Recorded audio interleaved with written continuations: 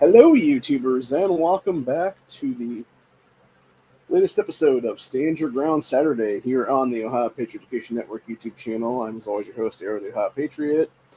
And for today's Stand Your Ground Saturday, we are going to discuss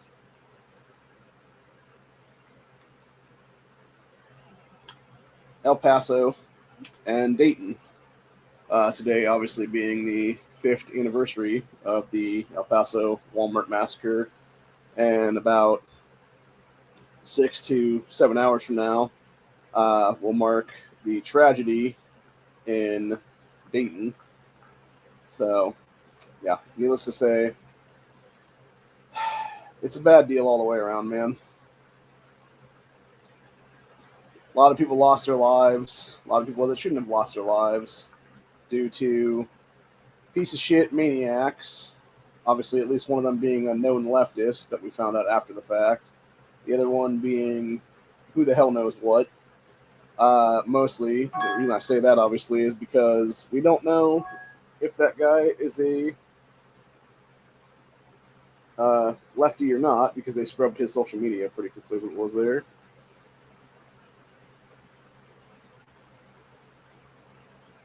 Sorry about that, my phone's going off. Fucking SIM card is still not working right now. I had to get a new one ordered today, so that's a pain in the ass in itself. My sister had come back through and figured out that when she looked at the SIM card compared to her own, it had a weird defect in it, and she thinks that's why it's not really working properly, is because it had a whole thing there is what it was, which is very possible. It would make a lot of sense, actually, on that one.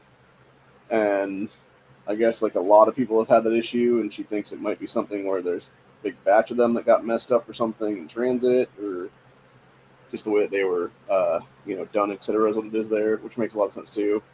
If, when they were making them, it just, the foil stuff to make them active maybe got laid wrong or something like that in the press, and then it caused, a whole malfunction would be then. So who knows? Could be anything. Could be, just an F up on a bunch of different fronts is what it is then. But either way, it happened. And, the new one will be here in like a week and a half or something. So, there is that. But, we're going to discuss some things today, obviously, about, like I said, El Paso and Dayton. Obviously, it was 5 years ago today, like I said, that some nutcase walked into a Walmart in El Paso, started shooting the place up, sort of went the whole, full Christchurch line of thought there, where he was talking about the whole, replacement theory stuff is what it is, which I think it's a lot of nonsense, honestly, in some cases. Like the fact, well, I should say, let me rephrase that. I think the fact that they are showcasing it as a theory is what's fucking nonsense, because obviously you can tell, just from our border system here in America, like that shit's going on. And then, of course, there's a lot of criminals coming over now, and you have pieces of shit in the mainstream media, specifically NBC the other day, which was yesterday. They put a whole thing out like a day early for it, and it was a pretty disgusting headline they put there, dude, because again, instead of actually, discussing, the 23 people that were murdered 5 years ago and the 22 others that got, injured or seriously injured and have like life-altering injuries now. No, what does fucking pieces of shit NBC do yesterday? They put out this fucking horseshit headline, which, by the way, I dragged their asses on our official account on X over this crap, because they should be fucking dragged for this shit. 5 years later, El Paso massacre targeting Latinos killed 23, quote, invasion rhetoric has amplified. Well, first of all, asswipes, it wasn't 23 Latinos that died that day, you fucking retards. And it wasn't just Latinos being targeted, it was pretty much anybody in that place. Like, yes, supposedly, according to the Shooter's Manifesto, which, again, was literally a fucking copy and paste of Christchurch, for those who don't know. So yeah, it was 100% fucking Fed psyop is what it was, dude. It was literally, it's nothing more than with the Gilroy Garlic Festival, which I think was last week, if I'm not mistaken, the anniversary of that. It was that one, and then it was El Paso and Dayton, where a set of 3 U.S. government done, well, at least 2 of them more anyway, U.S. government done things to where they could then grab for guns. And shocker, you had Democrats try to grab for guns constantly. Specifically, after Dayton 5 years ago, you had here in Ohio, that was where I actually came into the mix at that point, because it was myself and other people were then fighting for our gun rights because of these fucking jerk-offs trying to steal them every fucking day is what it was, dude. And that's the problem right now, is you have these fucking asshole politicians who, by the way, have no business being in office after the fact when they are literally trying to destroy the Constitution and specifically the Second Amendment rights of the American people. Like, their asses need to be gone forever at that point. The second they try to pull that shit, they need to be immediately disqualified from holding office. If they're holding office, they need to be removed from office, what it is then, in handcuffs. For deprivation of right to criminal law is what it is. And if we actually did that stuff, we would have a whole hell of a lot better country right now, because you would actually have people abide by their God-given constitutional oath of office, you know, being the U.S. Constitution, they swear an oath to uphold when they take office, what it is. But instead, you know, we let them constantly get away with the attacks on the Second Amendment, the attacks on, you know, American freedoms is what it is. And I, for one, am getting real sick and tired of having to justify my fucking rights to a bunch of scumbag fucking tyrants who don't belong in office at this point, really, honestly, dude. You know? And not to mention the fact that when you go back to 1990, old Joe Biden himself was the one that helped create the Gun-Free School Zones Act of 1990, which has led to every single fucking massacre in a gun-free zone in this country since then. Every single one can be linked straight back to fuckface Biden creating fucking gun control in this country.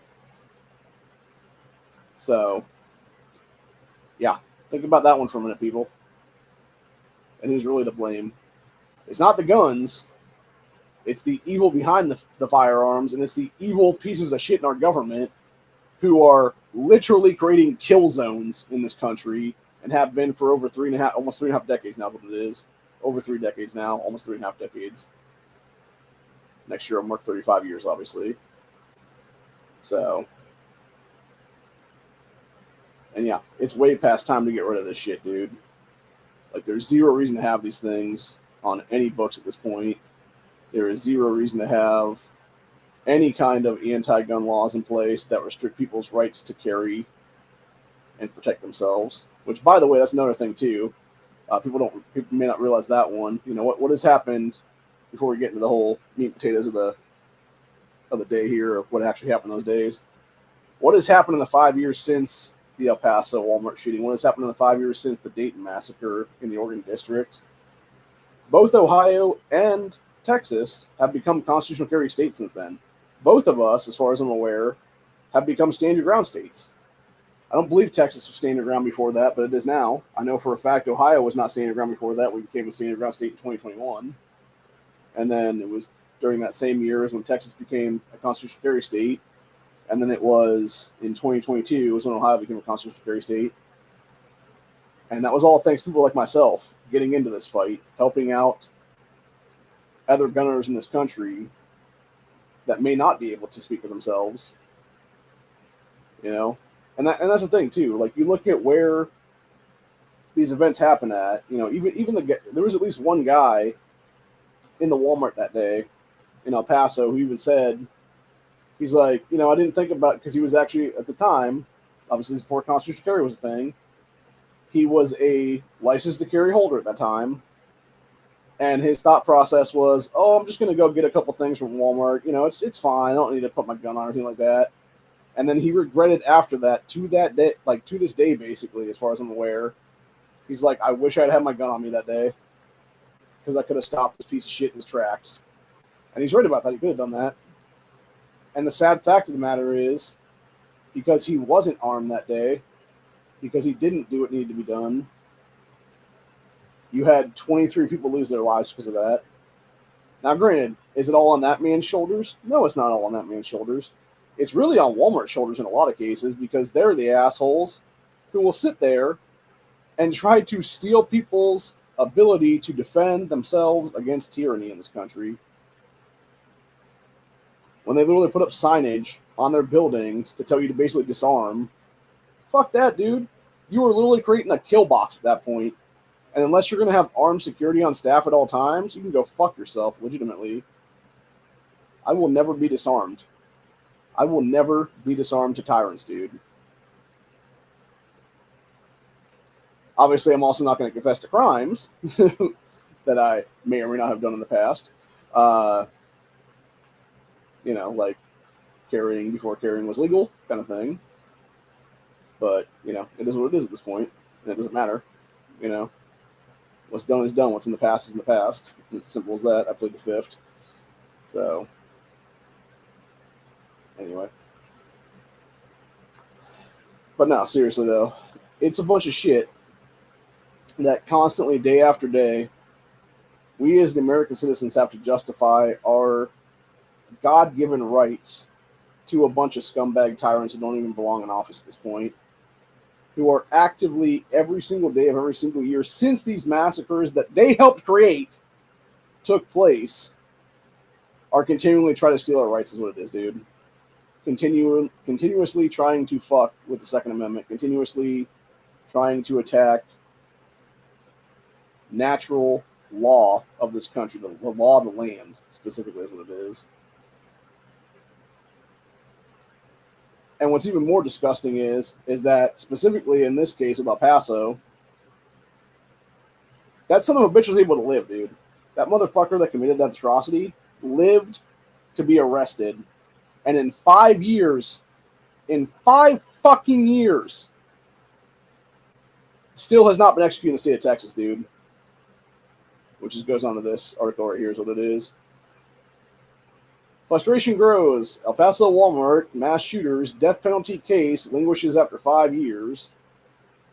Says, as El Pasoans gather for the 50th anniversary of the August 3rd, 2019 mass shooting at El Paso Walmart, state of Texas's death penalty case against the gunman continues to languish in legal maneuvering and a judge's gag order. The case has been delayed in state court for several reasons, mainly because state prosecutors and defense attorneys are continuing a years-long battle over how to handle the massive amount of evidence in the case.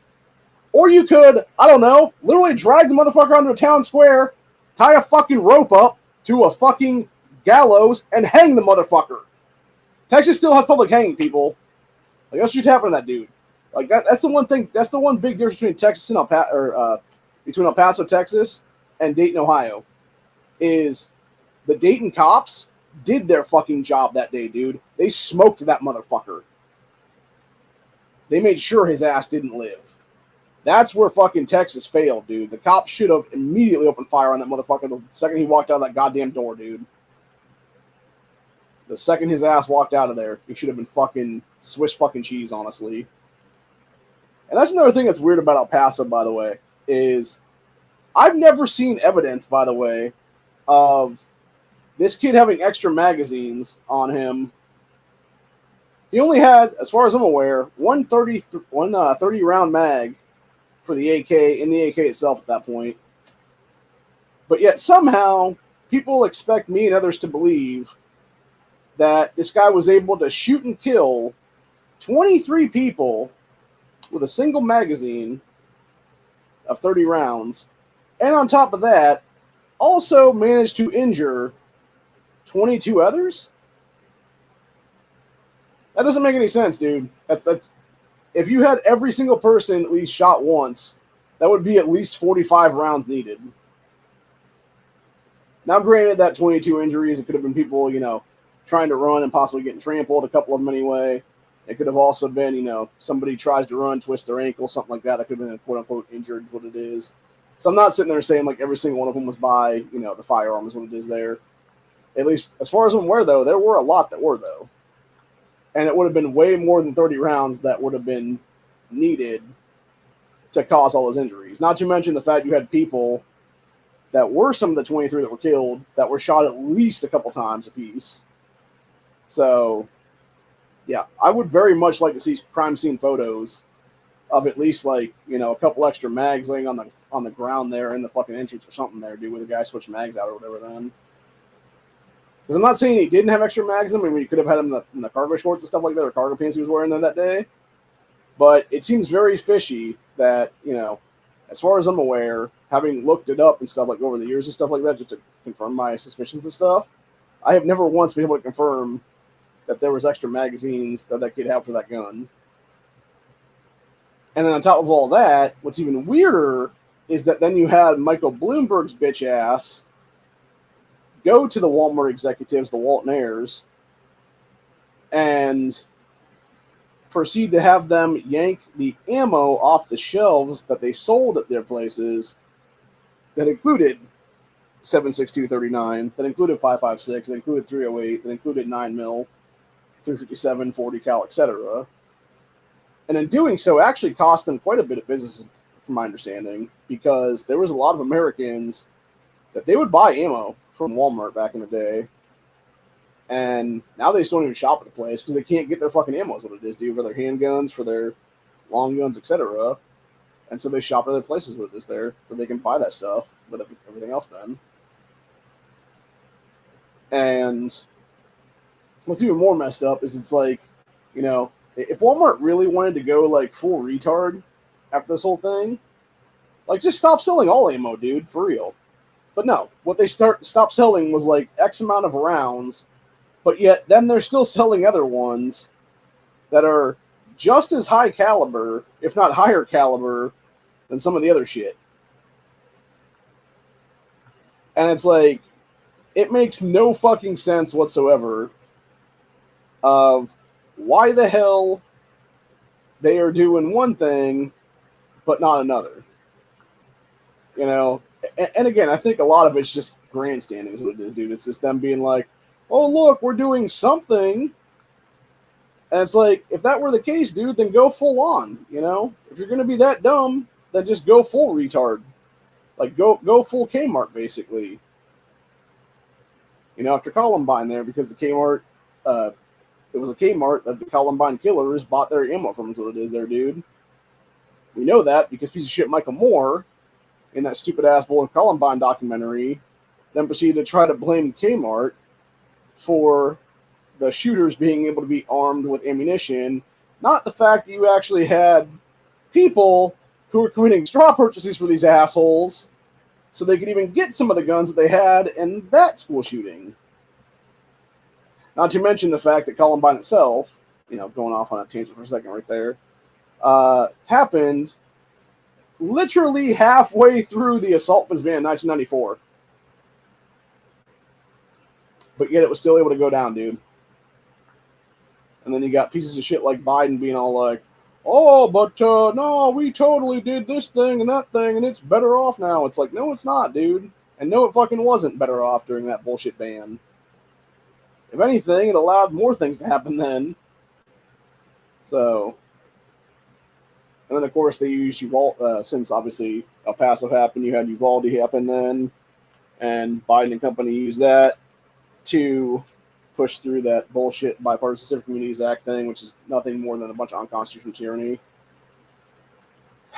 And that's still actually affecting gun owners to this day right now, because it needs to be deemed unconstitutional and looked at as an overt to begin with, honestly, under the Marbury versus Madison 1803, one of our founding fathers' precedents is what was there.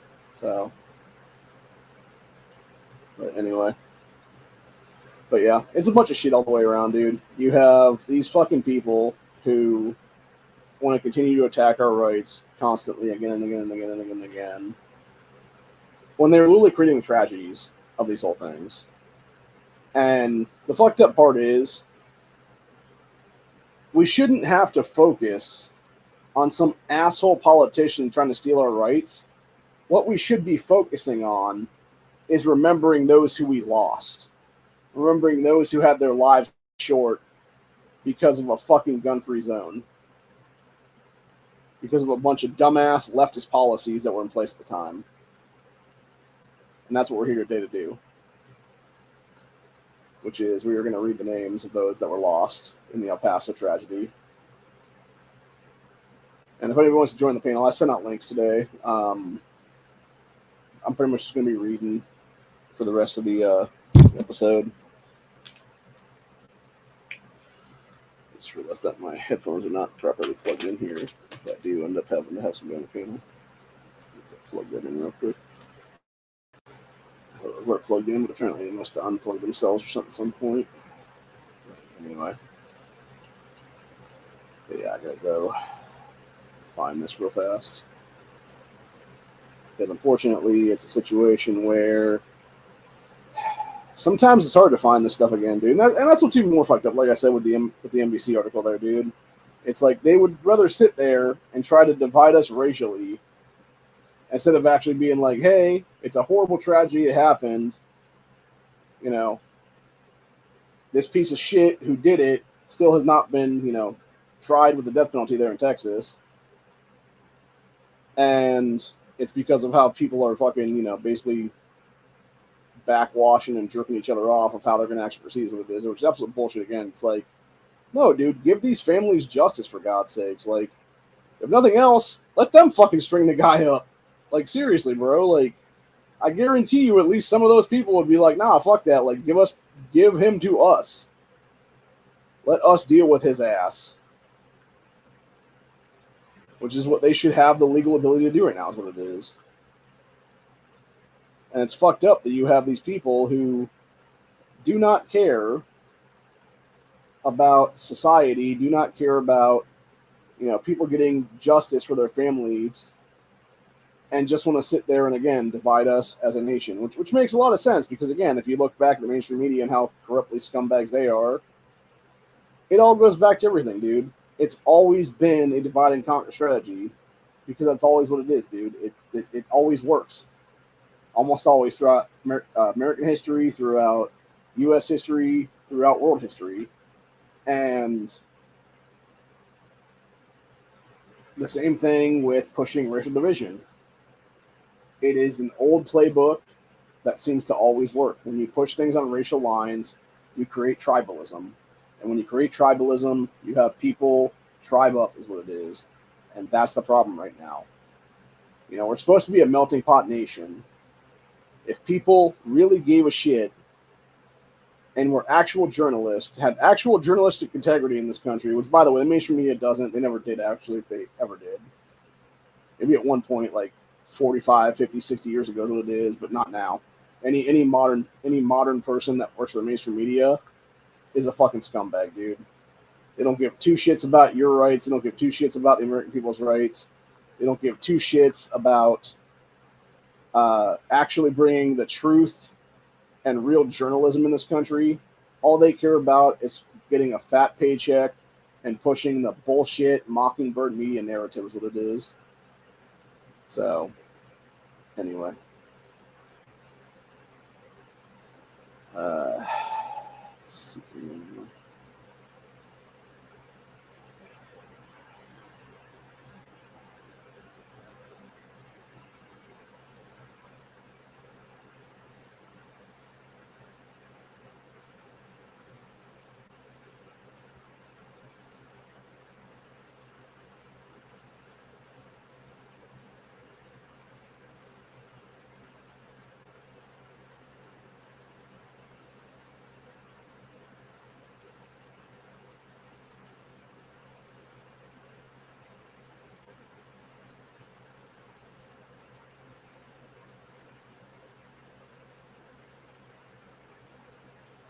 Okay, somebody finally did do on the Wikipedia page, they actually finally did post the names of everybody that was killed in the massacre. Here's what it is. So, yeah, the saddest thing is that the one guy had initially survived his, deadly encounter with this piece of shit, and then was later in the hospital and ended up dying in the hospital as it was then.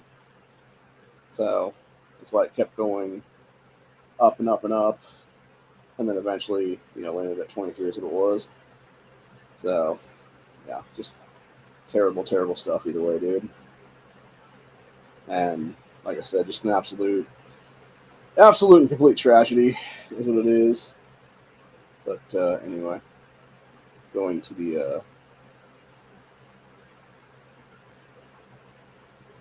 Wikipedia here to discuss the entirety. Here's what it is. Oh, no, that's not it. There we go. Yeah. And I like how whoever wrote this is trying to frame it as like, oh, this was just the deadliest attack on Latinos in modern American history. It's like, no, it was just a fucking nutter going in there. And the reason they're saying that, obviously, is because when you look at this little fucking Fed boy plant is what it is there, dude. This piece of shit walked in there and then, of course, left a manifesto behind that was literally word for fucking word of the guy who committed the Christchurch massacre in New Zealand. He just copy and pasted that dude's fucking manifesto and was like, this is my manifesto.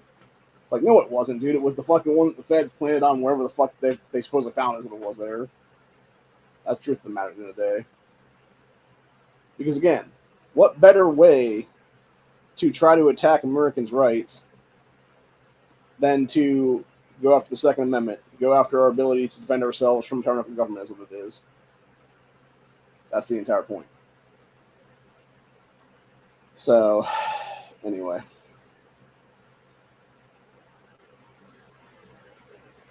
Sorry, I'm trying to do two things at once right now. So, forgive me for being a little bit jarred. Here's what it is.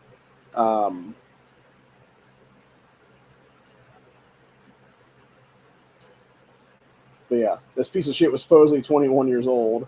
And by the way, what's fucked up about this asshole that committed this piece of shit right here with the gun in his hand, his mom even said she had called the cops or whatever the case be, and essentially was trying to Baker Act his ass, was trying to be like, yes, my son is a fucking nutter. He does not need to be having this gun on him at all. And she was basically like, hey, cops, come arrest him and take his fucking weapons and stuff like that because he's clearly going to do something. And yet the cops didn't do shit is what it is, dude. And that's the problem right there. And again, and I've said this before, I'll say it again, man. Like, when you look at all these fucking different various massacres throughout U.S. history, whether it be this one, whether it be that one in California that led directly to red flag laws in that state, by that asshole whose dad was the producer and stuff like that, that piece of shit even said in his whole fucking ramblings on his YouTube channel and stuff like that before he offed himself is what it is in that thing. At least I'm pretty sure he offed himself. Or maybe the cops offed him. I can't remember who it was. Either way, he's gone. Doesn't matter. But yeah, he was basically saying how in that situation the police failed because they did a welfare check on him. And all they would have had to do was look into his fucking bedroom in that situation. And they could have stopped that. I can't remember what San it is. It was like San. I don't think it was San Miguel. I think it was like San Pedro or something like that, or something. But either way, the guy legitimately offed his fucking roommates, and then proceeded to go on a whole rampage and kill some other people there in California after the fact. Is what it was. So yeah, it's just fucked up, bro. Like, really fucked up. So anyway. But yeah, it's absolute bullshit what it is, dude. And again, it goes back to people who don't actually care what really happens to, people in our society. All they care about is pushing their own fucked up agendas. And in many cases, their agendas are nothing more than death. And they always have been. These people are just sick death merchants is what it is, dude. And they want to take away my right and yours to own firearms when we did nothing wrong. Instead of actually going after the people who actually commit the crimes and dealing with them accordingly, no, it's attack everybody else's rights. Fuck that shit, dude. No. Not happening, bitch. So, anyway. But yeah, continuing on here. Surrender was arrested, charged with capital murder in connection with the shooting. Supposedly a manifesto with quote-unquote white nationalist and anti-immigrant themes On the message board for 8chan, shortly before the attack, Manifesto cites the Christchurch mosque shootings earlier that year. Yeah, and was literally a copy and paste of that fucking manifesto, people. Again, get it right. Anyway, and it was talking about the Great Replacement theory and stuff like that, which is not a theory, it's fucking truth at this point, bro. So this is inspiration for the attack, February 8, 2023, following an announcement that the Department of Justice would not seek death penalty, which, okay, that's my problem right there, right? So it took 4.5 fucking years for the Justice Department to be like, oh, we're not going to seek death penalty charges against this dude. Like, what the fuck, dude? Why was he even still alive at that point?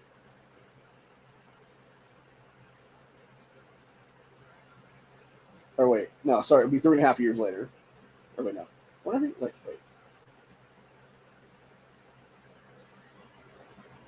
No, because last August would have been the 4th year. Okay, so yeah, it would have been 3.5 years ago then. Or 3.5 years after the fact then. Yeah, so he pled guilty after they seek not to death penalty. He pled guilty to 90 capital murder and hate crime charges. July 7, 2023. Was sentenced to 90 consecutive life sentences, but is currently pending trial for 2 state charges that would still potentially result in the death penalty under Texas state jurisdiction if found guilty. As it should. Again, this dude should be fucking swinging, dude, for that. It should be a public hanging. Seriously. Anyway, taking on with this, though, it says shooting has been described as deadliest attack in recent U.S. history, resulting in 23 deaths, 22 injured. 20 of the victims were pronounced dead at the scene. 1 victim died the day after the event. Another victim died 2 days later, and the third 8 months later on April 26, 2020. And that's the saddest part right there, right? Is I believe it was that Garcia guy was the one who died on that, like, almost a year later is what it was, dude. So, which is crazy. I believe that guy was in a comatose state is what it was, and then it was just his family was told he was like brain dead or whatever the case be, and that's when they pulled the plug on him is what it was then. So, reality, he really did die. August 3rd of 2019. He was just pronounced dead April 26, 2020 is what it was then. So, the same thing with those other 2 people. It's like they really just died that day. It just took them, a day or 2 to actually pass is what it was then. Yeah, terrible stuff, though. Says among the dead were 13 Americans, 8 Mexicans, and 1 German. Said names, ages, and citizenships of 22 of the dead were released by the El Paso Police Department on August 5th. 17 were 56 years or older. 2 were in their 40s, 2 in their 20s. 1 was 36, and 1 was 15 years old. It says 13 victims were taken to the University Medical Center in El Paso, and another 11 to the Del Sol Medical Center. It says 2 children, ages 2 and 9, were transferred to El Paso Children's Hospital after their conditions were stabilized. It said Del Sol Medical Center patients were between 35 and 82 years old. And then here's the actual victims that need to be remembered. So first and foremost, we had Andre Archajando, 23. Jordan Archajando, 24. I'm assuming this is husband and wife, or 2 brothers, one of the 2. Arturo Benavides, 60. Leonardo Campos, 41. Angie Elzenby, 86. Maria Flores, 77. Ruel Flores, who was her husband, 83. Guillermo Mimo Garcia, 36. This, I believe, was the guy who died 8 months later. Then is what it was. Jorge Calvido Garcia, 61, who I believe was the guy's father, I want to say, or uncle, one of the 2. I believe they're related. There's what it is. Then we got Alfredo Suarez Hernandez, 68. Alexander Jarhard Hoffman, 66. David Johnson, 63. Luis Alfonso Ruiz, 90. Maria Eugenia Lagarta Roth, 58. Maribel Campos Loria, 56. who I believe was the wife of the other Campos there. We got Ivan Filiberto, Manzio, 46, Elsa, Mendoza, Marquez, 57, Gloria, Erman, Marquez, 61. I want to say those were sisters. Margie, Record, 63, Sarah, Esther, Rigeldo, Morel, 66, Javier Rodriguez, 15. He was obviously the youngest victim of all of them. Teresa Sanchez, 82, and Juan Vasquez, 77. And yeah, here's where it says Garcia initially survived the shooting, but died April 26, 2020 as a result of his injuries. So, yeah, pretty much that guy really should have died at the age of 34, or 35, actually. But lived long enough to basically have another birthday, I believe it was. So, and then continuing on, they talk about the piece of shit who committed this atrocity being of German and Italian descent. Has nothing to do with the case at all. Piece of shit used a Wasser 10. And so, I love how they say this. Legally purchased a Wasser 10 and 1,000 rounds of hollow point ammunition online on June of 2019. Says during his first interrogation, he told detectives that he targeted Mexicans, according to an arrest warrant affidavit. Says he was diagnosed with schizophrenic disorder. Shocker. So he was fucking schizo. Again, that would have been a disqualifier for him being a gunner in this country because he's fucking nuts, dude. So,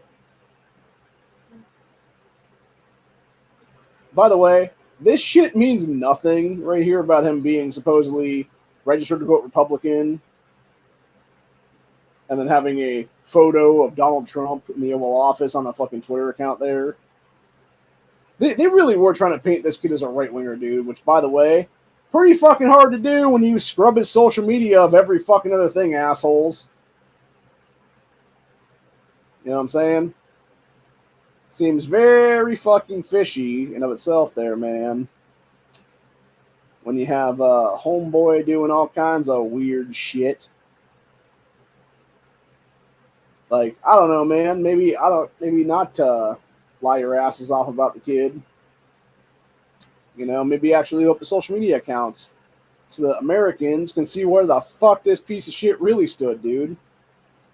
Which is exactly where the Fed boys fucked up with Dayton.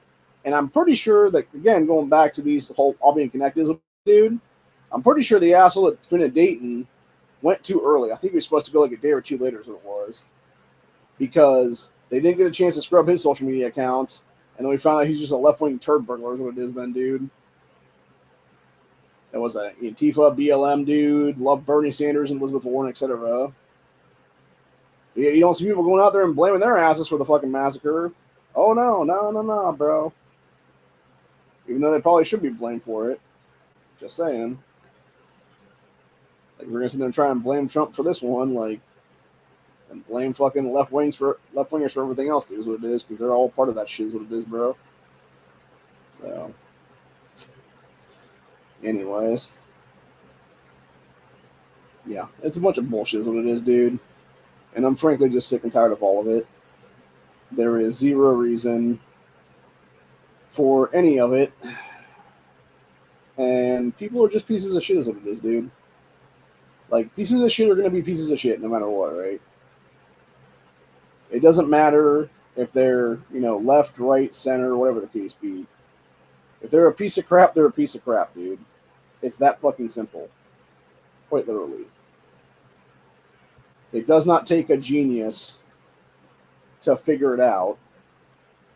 And on top of that, like I said, the fact that it's known this kid's a schizo, it's like, dude, why the fuck was he not caught? You know? Oh yeah, that's right. Because the entire background check system in our country is a fucking joke. And it always has been. You know, you look at this guy, you look at the guy that committed the Gabby Gifford shooting. when he killed that little girl in the parking lot there at her fucking rally thing is what it is, shot her in the head, almost killed her too for that matter. Of course, Gabby somehow survived that massacre. Of course, other people didn't, unfortunately. And then Giffords became a super anti-gun cunt after that, which, by the way, what's very interesting about Gabby Giffords and her husband, Mark Kelly, for that matter, is they were big gun owner people, dude. Like, they were big into guns before that thing. Like, there was actually video evidence out there of Gabby Giffords, like, shooting off ARs and stuff like that all the time, dude. Now, granted, pretty sure they're also hypocrites, too, for that matter, because, again, like, it was kind of these things for me, but not for thee kind of thing is what it is there. Because they were all about the guns for themselves, but fuck everybody else that wants gun rights is what it is there, dude. And again, that's the problem with all these fucking people is they're a bunch of scumbags who want to sit there and have something for themselves, but fuck everybody else's rights kind of thing. It's a bunch of shit all the way around, dude. It really is. And it really just goes to show, again, the absolute hypocrisy of these people. Because they'll sit there and fuck with your rights and mine. Well, they themselves are the actual problem. You know? So, anyway. But, yeah, moving on to the other part of tonight's episode, which is we're going to cover Dayton 2 in this because, like I said, we are about roughly 5 hours or so from the anniversary of the Dayton Massacre, because it was about 2 a.m. or so the next day on the 4th was when a piece of shit went and did his atrocity against the American people here in Ohio.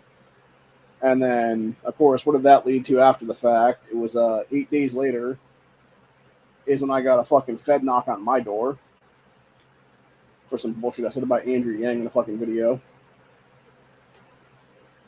With the feds literally leaving after the fact and being like, we wasted 6 days on this. It's like, yeah, dude, you wasted 6 days on an autistic guy. Talking about what scenario. He knew it was what scenario, by the way. Instead of actually going after actual fucking people who would have committed terrorism in this country, in the state of Ohio.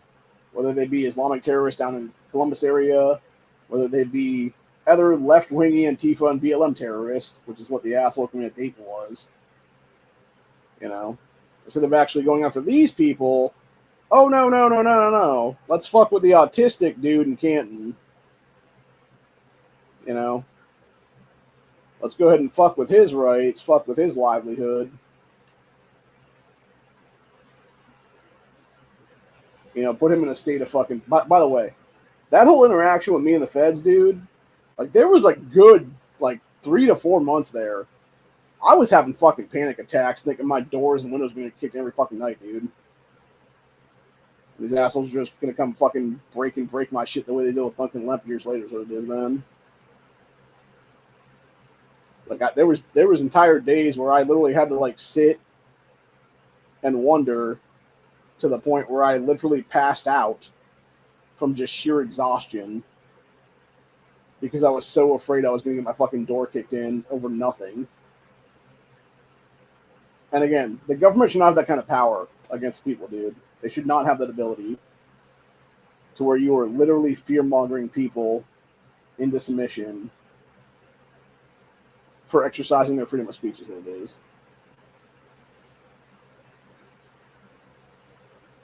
So, anyway. But, yeah, let's go ahead and go over the...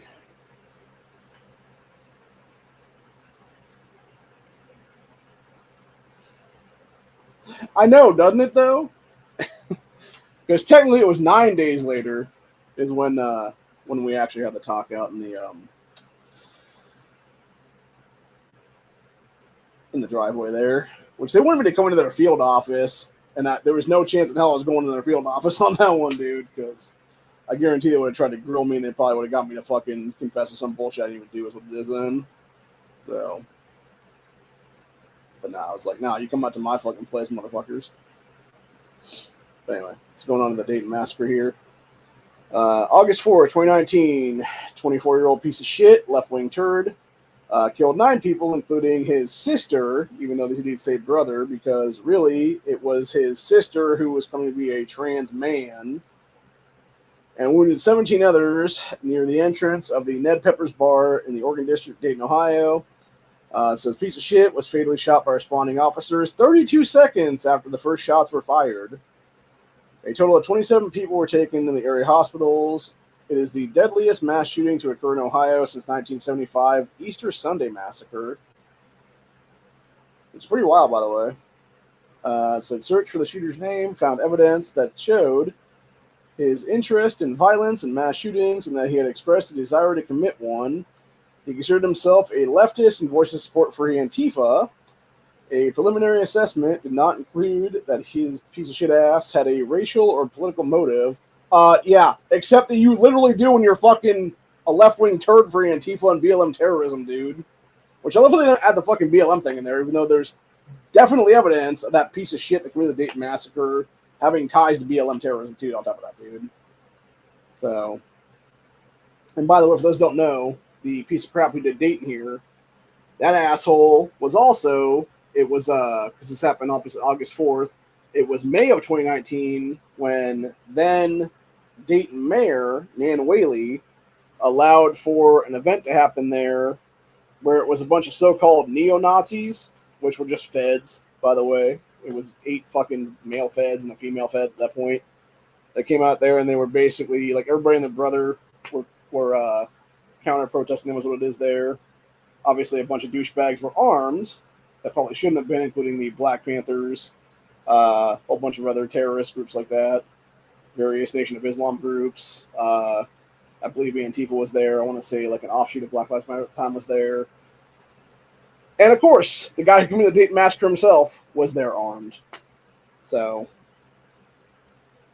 eventually that whole thing got considered to be like an unlawful assembly, whatever the case be, and everybody's told to fuck off, basically, and a lot of people did then. I think there was a couple arrests there, but unfortunately it wasn't the piece of shit who did the massacre there. But anyway, doesn't really matter. Yeah, the attack occurred just 13 hours after the El Paso, Texas shooting. And then we got the actual shooting here for Dayton. It says 2 hours. Actually, now I think about it, let's go actually do the timeline of events for that sets up both these together, is what it is there, because I do kind of want to go and do that as a thing here. Overall there, because it actually shows, you know, basically how long the difference is between the two of them, what it is there, that exact 13-hour breakdowns, what it is there. So, first and foremost, we're going back to El Paso here. So, it was around midnight before the shooting. The piece of shooter did the El Paso Walmart shooting. Left his grandparents' house in Allen, Texas. It says throughout the night, he drove 650 miles from his grandparents' house to El Paso, which, by the way, that alone should show you, like, the guy was obviously fucking nuts. Like, who the hell drives over 600 fucking miles from one part of Texas to another part of Texas just to commit an atrocity, dude? Anyway, so stopped his car for gas and energy drinks twice throughout the journey. So his next day, he eventually made it to El Paso around 8 a.m. For roughly an hour, he drove around El Paso with no clear target in mind. And see, that's another thing, too, by the way. Like, you would think, right, if you were really legit intent on doing an atrocity, like, I don't know, man, you would actually choose a target, like, long before that, you know? And that's what I'm saying. Like, this, again, leads back to this kid's schizophrenia is what it is, man. Because the fact you're going to middle around for, like, an hour and be like, oh, I don't know where I'm going to shoot up a place now, or whatever the case be, and then all of a sudden he decides, like, oh, over here's a good place, and it's fucking Walmart, basically what it is there, dude. Like, yeah, this whole thing just screams of a fucking psyop, really, is what it is, dude. Anyway. So he also stopped at a pizzeria, but left because it was closed. Roger Day Walmart near the Chilo Vista Mall on the east side of El Paso. I'm sure I'm pronouncing that way wrong, by the way. I don't speak enough Spanish to actually speak the stuff fluently is the problem, though. Because I'm a fucking American. That's the whole point, dude. I'm a proud American. America first, America always, dude. End of story. Anyway. Melt is the melting pot, people. Seriously. But anyway. Yeah, he arrived at the Walmart near that area around 9 a.m., entered the store, and walked around for half an hour to carry out a reconnaissance of the building. And that's another thing that's fucking weird, by the way. Okay, so you don't even know where you're going, and then you eventually go into a Walmart and walk around for like a half hour, supposed to do a recon, is what it is there. So he went back to his car and waited a few minutes before entering the store again to purchase an orange. He ate the orange in the store before heading back to the car. You would think, honestly, if you're doing recon, though, like, why wouldn't you have bought the food while you're doing the recon? Like, make it actually look like being like, oh, yeah, that's what I wanted. And, like, took me that long to figure out where it was or whatever the case be. Like, again, this whole thing just screams of psychiatric issues in this kid, man. Anyway, it's 10:15 a.m. While sitting in his car, he opened his laptop, went to the image board 8chan, and started a thread titled "It's Time." Accompanied with text, he accidentally uploaded a PDF file of a discipline letter sent to his college for attending a class while drunk. It says 5 minutes later, he posted a reply in the thread and uploaded the PDF file of his so-called manifesto. At 10:37 a.m., he walked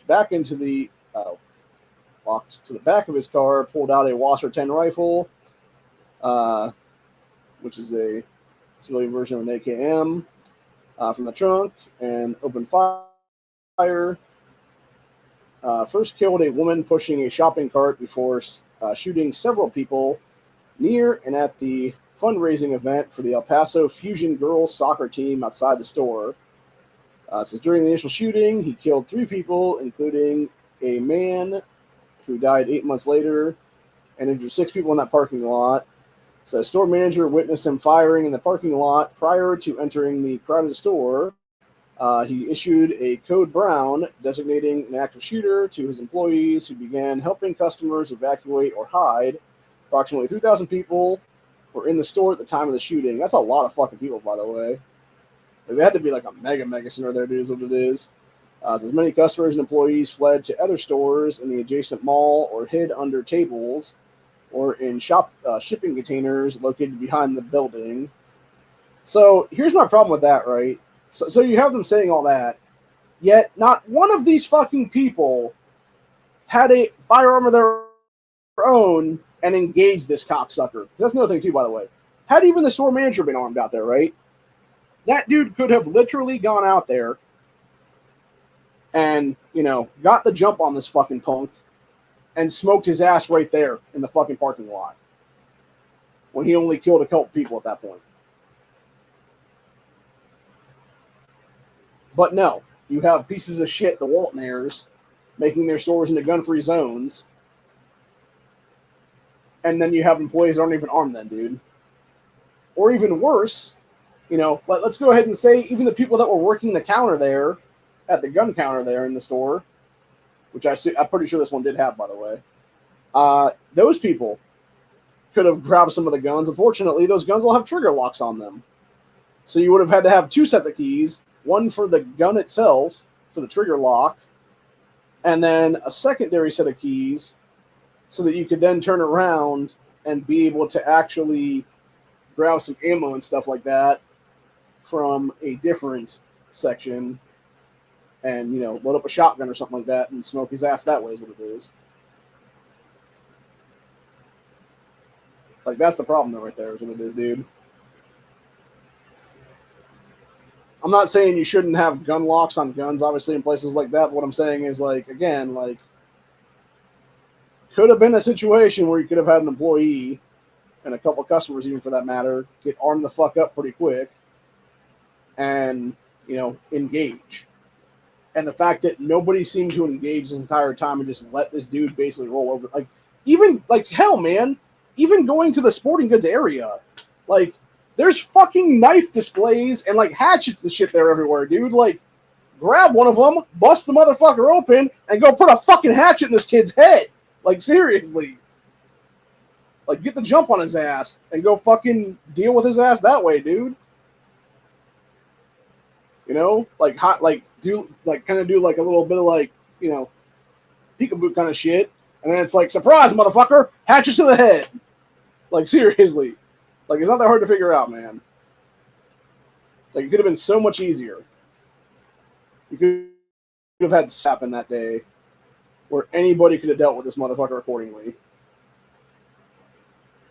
Now, granted, yeah, you're obviously dealing with a psycho who is, heavily armed at that point, and it's going to be a hell of a lot harder for you to get the jump on his ass than it is for him to get the jump on you, is what it is then. But even still, it's like, if there's enough people, man, like, you could have easily taken this dude out, is what it is. But no, nobody fucking did.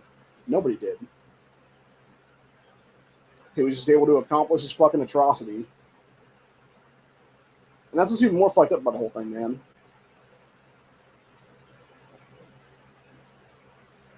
And this is why I honestly think not only do stores need to have armed security on staff at that time, throughout the entirety of it is what it is. You need to have armed employees, period, is what it is, number one. And then you also need to have, if nothing else, like with Walmart there, like because of the fact this guy started his, shooting outside the store is what it is, and then led his way into the store, they could have easily had some kind of glass installed there, or it would have been like bulletproof glass basically, or like break-proof glass or something, and that would have been enough of a deterrent to even stop the massacre in his tracks, then and allow time for cops to get there to take out the fucking threats, what it is there, dude. So yeah, I just feel like this whole thing was just a giant fail on so many people's parts, is what it is, dude. And there's really no one individual to blame for this. Obviously the main individual to blame for it is the guy committing the atrocity who's still alive right now. I'm saying, like, throughout the entirety for, like, security plans and stuff like that, there's no one individual to blame. It's, like, pretty much everybody. Especially starting with the Waltners, obviously, who don't want their fucking stores to be having armed staff in them. Or armed customers in them, for that matter. Like, that's even more fucked up, dude. And yet you're going to put everybody's lives on the line for your own fucked up bullshit. It's really fucked up, man. So anyway. But going back here. So you had about 3,000 people in the store at the time. Many customers, employees fled to their stores in the mall, or hid under tables and shipping containers behind the store at 10:39 a.m. This piece of shit entered the Walmart through the west entrance, which is where we get these CCTV footage from what it is right there. So as he walked in, he fatally shot an elderly man who tried running from him before walking to his right. He shot several victims in the checkout area and several others that were in his path as he walked along the front of the store eastwards. He even turned towards a First Convenience Bank inside the store and shot several people in the bank lobby before moving on to shoot more people in the checkout lines and at the front of the store. So again, like, even that right there, right? Okay, so you have, obviously it's like the kiosk things within the Walmart there is what it is. Again, anybody there could have got the jump on the guy. Like the second he see his rifle like peeking out or whatever, you have your gun up, and you blow his fucking brains out as soon as he fucking like tries to turn then, dude. Because I guarantee you're going to be within 21 feet of that guy, and you're definitely going to take a fatal shot, headshot at that point, dude. Or if nothing else, it's 2 to the chest, 1 to the head. Fucking triangles what it is then, baby. So, again, there's some people need to be armed at all times with this, dude. And thank fucking God that Texas was able to go full constitutional carry after the fact then, dude. Same thing with Ohio here. And the fact that we were able to beat the anti-gunners that were trying to steal our rights at that point, dude. With all kinds of anti-gun bullshit, including red flag laws, universal background checks, mag bans, all this other stupid bullshit that it is there, dude. So, anyway. Let's see where we're at now. Anyway, so this piece of crap eventually reached the eastern doors to the store and walked out of the building at 10:42 a.m. In total, he shot and killed 19 people and injured 15 others inside the building. Okay, again, so you're talking about at least 34 rounds on that one, yet we only ever see him with the gun mag that's in the gun, which means he would have had to do at least one mag change within that 3-minute time period there between walking in and walking out. Which, by the way, that seems like a lot of fucking damage to do that quickly, dude. Like, yeah, I know you can do a lot of damage pretty quick with guns and stuff, but I mean, still, like, it seems like there should have been more time than that in between him walking in and walking out. So, anyway, it says left the building, opened fire on a car in the parking lot, killing a man and injuring his wife without shooting anyone else. He returned to his vehicle. First responders began to arrive within 6 minutes of the initial 911 calls. El Paso Police Department, Texas Rangers, and paramedics responded to the scene along with FBI and ATF. It says after the shooting, he drove to the intersection of Sunmount and Viscourt. Said arriving there, he stopped at the left turn lane, came out of his car with his hands up, and identified himself as the shooter to Texas Rangers and an El Paso motorcycle police officer. He then was arrested and transported to police headquarters. Again, Texas Rangers, y'all fucked up on that one, dude. You should have smoked his ass right there on the spot, dude. And it goes back to the other things there. He talks about when this piece of shit was born, basically. We're not going to discuss any of that, though. We just want to do the whole timeline. Knows what it is, though. So that was the timeline for El Paso. And then Dayton, that happened, like I said, 13 hours later. This is the timeline for that one. I wish we could actually show the after effect of Dayton, because there is video out there of the piece of shit Antifa terrorist getting what he fucking deserved, dude. Where it was after the cops had shot his ass. There's video that came out here in the last year or so, where the guy who was the bouncer at Ned Pepper's bar runs out, grabs that dude's AR from his hands, his like dying hands, and starts beating him in the fucking head with it. Is what it is then. So, yeah, fuck you, Betts.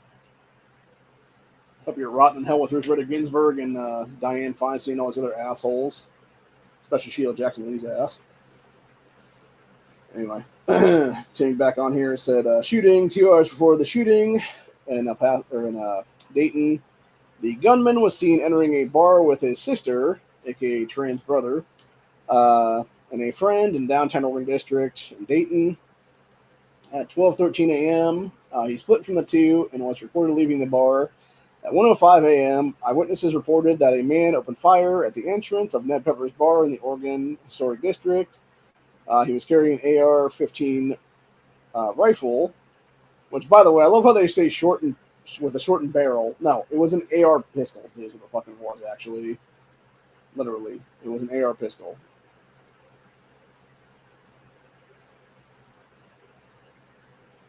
And I don't believe it was chambered in 223. I'm pretty sure it was just chambered in 5.56. I don't think it was 2.3 a while, buddy. And it had a 100-round drum mag, which, by the way, since this whole thing, that piece of shit Bloomberg has used his BS Everytown company to try to get a bunch of the survivors to now sue KCI, who made that drum mag. And taking on here, it said the piece of shit at Dayton fired 41 rounds into the crowd in less than 30 seconds, fatally shooting 9 people and wounding 17 others, including, obviously, his own sibling there. So an additional 10 people were injured by other causes, bringing the total number of those injured to 27.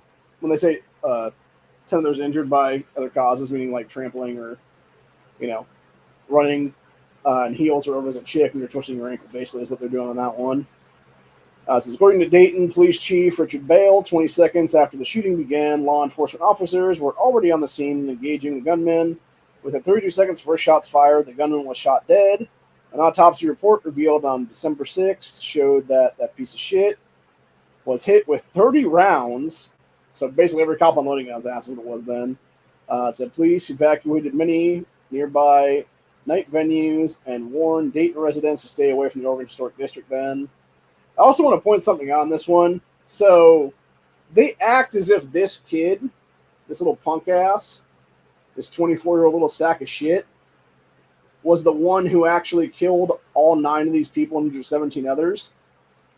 He was not. Because he was using a 5.56. Potentially with 2-3 ammo in it. What did some of the victims have in their bodies? 9mm, aka police-issued handguns. Now, granted, were those the fatal shots in the autopsies? Autopsies could not determine that, so they possibly could have been. They possibly weren't. But what I will say is, again, This is why, if you're going to be in a situation like this, it's best to just not be out in fucking nightclubs, is what it is, dude, where you cannot carry them. And that's another thing, too, that pisses me off about all this stuff. Even with Ohio having constitutional carry now, I myself, if I were to go out for an out of town and go into a bar or a nightclub, I can't legally carry in there, dude. And it's like, it's because of the bullshit laws about liquor and stuff like that, which is absolute garbage in itself, dude, because, again, you are denying me my right to defend myself if some fucking leftist nut wants to go on another massacre here. You are literally creating gun-free kill zones at that point, people. So, anyway. Continuing on with this, though. Going to the victims in this situation. It says, victims, Miami Valley Hospital received 16 victims from the shooting, of whom 5 were admitted with one in critical condition. Kettering Health Network, comprising 9 hospitals in the area, received 9 victims, with 3 in serious condition and 3 in fair condition. By 10 a.m. on the same day, 15 of the 27 hospitalized people had been discharged. So basically it was just minor wounds or, like I said, sprained ankles and stuff like that. There's only 12 that were in there at the time. So police reported that all the fatalities occurred outside of the bar on East 5th Street. Said the 9 dead included 6 men and 3 women. Technically, it included 5 men, 3 women, and a person identifying as a trans man. Let's get that right. Because one of the victims was biologically this piece of shit sister who claimed to be a trans man. I just want to point that out, dude. But yet, nobody ever talks about that, by the way. Nobody ever talks about how this asshole was targeting trans people, potentially. Because he had a fucking problem with his own potential sister going the opposite sex. Which that could have been a motive in himself on that one, dude. Maybe he just wanted to kill his fucking kid at that point. And decided to kill a bunch of people, too, on top of that, then. So, anyway. 6 of the victims were black, 3 were white. People were trying to make this racial, by the way, as well. Since 4 of the dead were in their 20s, 4 were in their 30s, and 1 was 57. The 57-year-old, by the way, it's his son, or his stepson who survived. And it's that asshole who is now, for the last 4 to 5 years, has been trying to work with Bloomberg to push a bunch of anti-gun bullshit, and then also is involved in lawsuits against various gun companies over this whole thing. Specifically against the mag company, KCI, who had the 100-round drum that were used that day. Which, by the way, it's not like they gave the fucking drum to this kid to use, dude. He fucking bought it, supposedly illegally, which I talked about this before, honestly, with the piece of shit at Dayton. Here's what it is, dude. So going back to the El Paso guy who was obviously schizo and stuff like that, the guy who committed Dayton here, man, that nobody ever talks about in this fucking Wikipedia article or anything like that is, that son of a bitch, in 2012, when he was like 17, committed a felony-level crime as a minor in this state, which was he was creating rape and kill lists of people he wanted to rape and kill in his high school. He was arrested for that, and yet at some point in time after that, who's to say if it was his parents greasing some cop's palm or what it was, dude? But yet the charges were somehow dropped, and by it was like next Monday, he was back in the fucking school, and people were like, why the fuck is this nutcase back in our school? He was trying to rape and murder us. And nobody can figure that out. So yeah, that right there. Had that conviction been actually a conviction and not just charges dropped, this dude would have been a permanent person in the state and this country. He could have never bought that firearm legally. But again, it's a failure of our system. It's a failure of our policing in this country, where they are letting pieces of shit like this get away with crimes in the past to where they commit crimes in the future. And then you got all these asshole Democrats here in Ohio that for the last 5 years have been trying to push red flag laws into their unconstitutional bullshit. Here's what it is, dude. And it's like no amount of fucking garbage like that is going to do a damn thing to stop these people, dude. What is going to do something to stop these people is things like we've also passed legitimately now, which is constitutional carry, which is stand your ground, which is other pro-2A legislation. You know, it's not pushing for magazine bans, it's not pushing for flag laws, it's not pushing for background checks, it's not pushing for safe storage laws. It's allowing people to be armed and ready to defend themselves against scumbag, leftist, tyrant, pieces of shit, criminal, and their criminal element. They're Antifa foot soldiers, which is what this cockstain was. Oh, by the way, that's another thing about the asshole committed Dayton. This fucker was actually in a relationship with a woman who was engaged to another man at the time, and she actually drove him to a apartment complex, was what it was, where he left something on someone's door that later turned out to be a letter where he was threatening to kill this chick that was his ex. And again, this chick knew that that dude was a threat to society and did nothing to inform the police about it. His parents knew he was a fucking threat to society and did nothing to inform the police about it. This is the fucking problem, people. None of that shit works. None of the fucking shit that Democrats talk about working, dude, will ever fucking work when you have people literally cucking for their shithead fucking family members, dude. It's just like the same, like, even looking back to one that happened after that, which was the supermarket shooting there in Colorado at the King Supers there. You had that fucking piece of shit Islamic terrorist that committed that shit.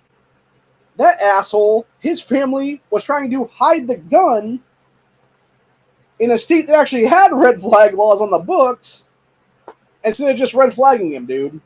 They knew that their sibling was a threat to society in that case, so they were trying to hide his weapon from him, which he then found and went on that massacre, what it was there in Denver. I believe what was that. But yeah, it's just fucking disgusting is what it is, dude, for real.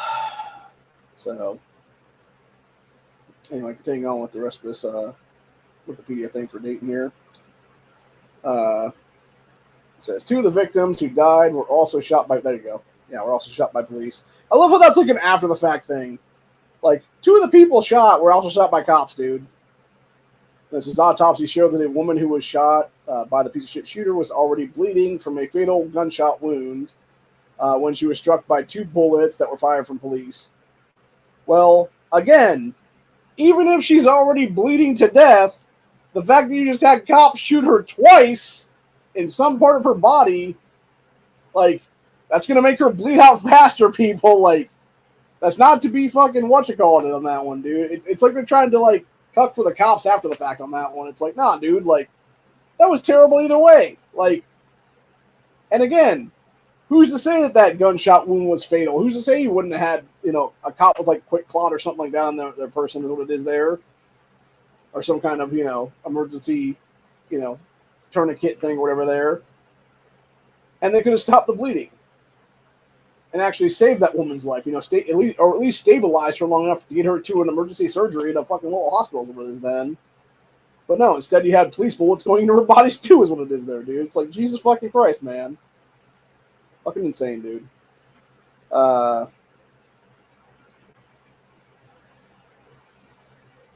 Okay, there you go right here.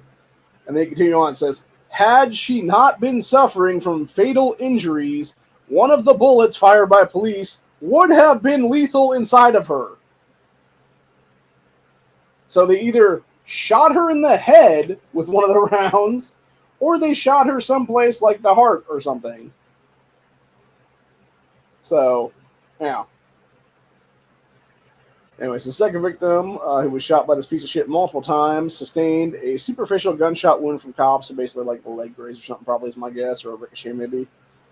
It says, as a result of the findings, Montgomery County Coroner Dr. Kent Hirschberger ruled that the deaths were caused by the piece of shit shooter and were not the result of police gunfire, even though the one probably should have been both, honestly, on that one.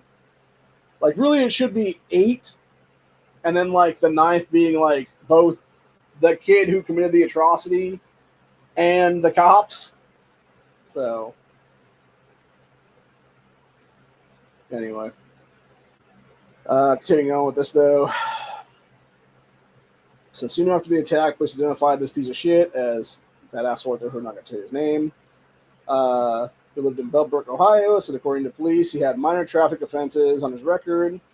He made online references to Satan, described himself as a leftist and Antifa sympathizer. In the hours before he opened fire in Dayton, he liked a post in favor of gun control. Shocker, shocker. Leftist anti-gunner, basically, who committed an atrocity. And several concerning the El Paso shooting, so including a tweet that called the El Paso shooter a terrorist and a white supremacist. So this piece of shit in Ohio here was also known to have been a supporter of president candidates, both Bernie Sanders and Elizabeth Warren. By the way, this is the second motherfucking leftist who has ties to Bernie Sanders' commie ass, dude. With the first one being that motherfucker who tried to off a third of Congress during that congressional baseball practice like 5-6 years ago. Or 7 years ago, maybe what it was. I can't remember. It was either 2017, 2018, somewhere in there. I believe what it was. But yeah. 2 different fucking leftists with ties to Bernie Sanders, dude. And nobody's talking about that one. Like, come on, man. Like, obviously Bernie's commie bullshit is the fucking problem in this country. Not Trump. So, which, by the way, both Bernie and Warren should both be out of the U.S. Senate right now because they both failed the presidency run in 2020. And they should have had to be forced to resign to run in that one.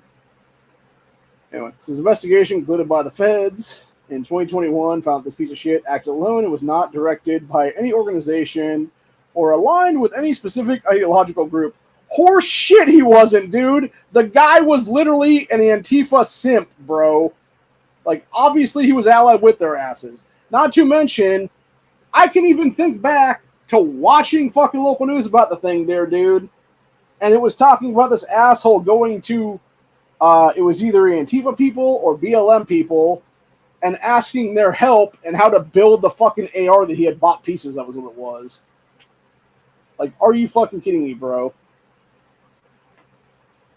So,